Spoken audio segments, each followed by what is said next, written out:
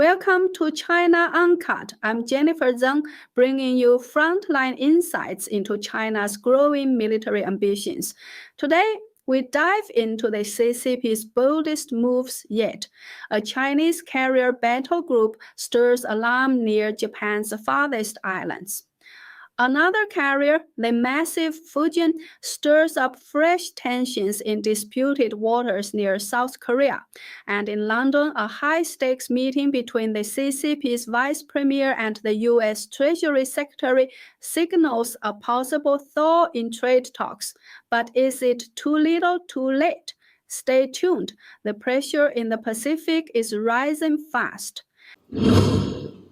For the first time ever, a Chinese aircraft carrier has entered waters near Japan's easternmost island, a move sparking fresh concern in Tokyo and Washington. On Monday, Japan confirmed the Liaoning carrier group sailed east of Iwo Jima, deep into Japan's exclusive economic zone near Minamotorishima, an uninhabited island about 1,900 kilometers southeast of Tokyo, rich in rare metals and of major strategic importance. Japanese government spokesman Yoshimasa Hayashi said Tokyo is on high alert and has deployed the destroyer Haguro to monitor the situation. Fighter jets and helicopters from the Liaoning were seen conducting drills in the region, a clear show of China's expanding blue water naval ambitions. Minamotorishima lies along the second island chain, a strategic line of defense used by the U.S. and allies to contain Chinese naval forces. The incursion is seen as Beijing's attempt to test limits and extend reach beyond the first island chain, which includes Okinawa and Taiwan. Japan's defense ministry says the Chinese carrier group has since left the area, but not before conducting flight operations within Japan's exclusive economic zone. Tokyo called the move unprecedented. This comes amid a surge in Chinese naval activity. Since late May, Japan has tracked over 70 Chinese vessels, including destroyers and Coast Guard ships, operating near Okinawa, Taiwan, and the East China Sea. Security experts warn these maneuvers are part of a growing campaign to project the CCP power into the Western Pacific, especially if a conflict were to erupt over Taiwan. With tensions rising, Japan says it will do everything necessary to maintain maritime and aerial surveillance. China's largest and newest aircraft carrier, Fujian, has conducted its first ever flight drills in the disputed maritime zone near South Korea, raising fresh tensions on the Korean peninsula. Multiple South Korean officials confirmed that the Fujian, which is not yet officially commissioned, carried out carrier-based flight exercises from May 22 to 28 in the Provisional Measures Zone, or PMZ, a contested section of the Yellow Sea jointly managed by China and South Korea since a 2000 agreement. The drills follow China's unilateral announcement of a no-sail zone in the PMZ for military exercises, a move that triggered a formal protest from Seoul. South Korea's foreign ministry said the restrictions went too far and threatened freedom of navigation. Open-source analysts shared satellite images showing the Fujian had left its Shanghai shipyard on May 22nd. It later surfaced in the Yellow Sea following drills in the South China Sea, accompanied by escort ships.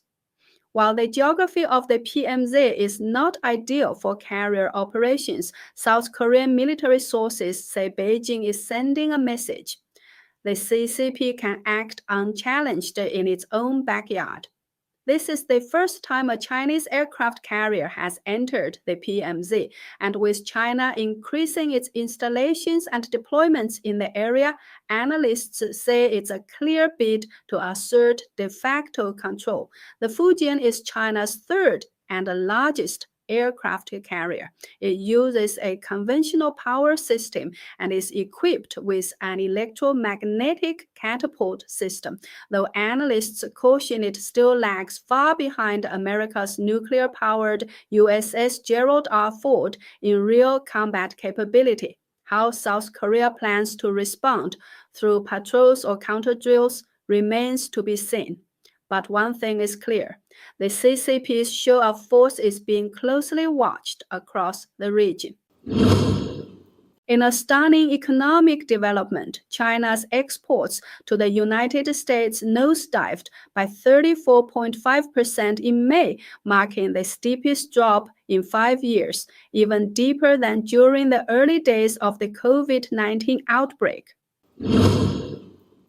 Official data released Monday by the CCP's General Administration of Customs shows that despite a temporary tariff truce between Washington and Beijing last month, trade tensions are still weighing heavily on the world's second largest economy.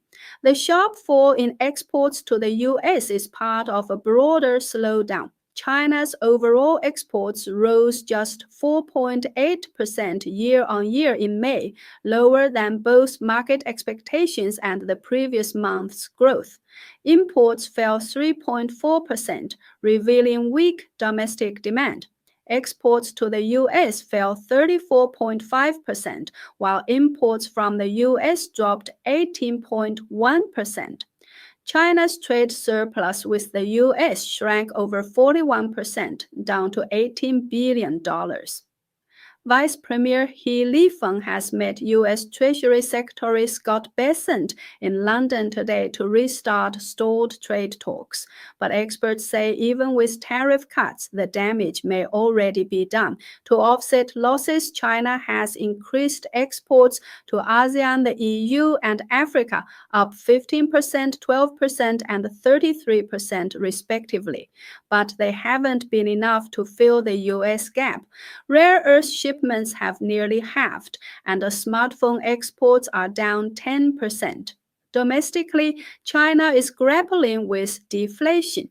May's consumer prices dropped 0.1%, while producer prices fell a staggering 3.3%, the sharpest decline in nearly 2 years. Analysts warn that overcapacity, a weakening housing market, and trade uncertainty could keep China in a deflationary spiral through next year, making it increasingly reliant on exports for growth. Today's U.S.-China trade meeting is closely watched, but with both sides still accusing each other of violations, hopes for a long-term solution remain uncertain. For now, all eyes are on London, and the future of the global economy may depend on what's said behind those closed doors. Thanks for watching China Uncut.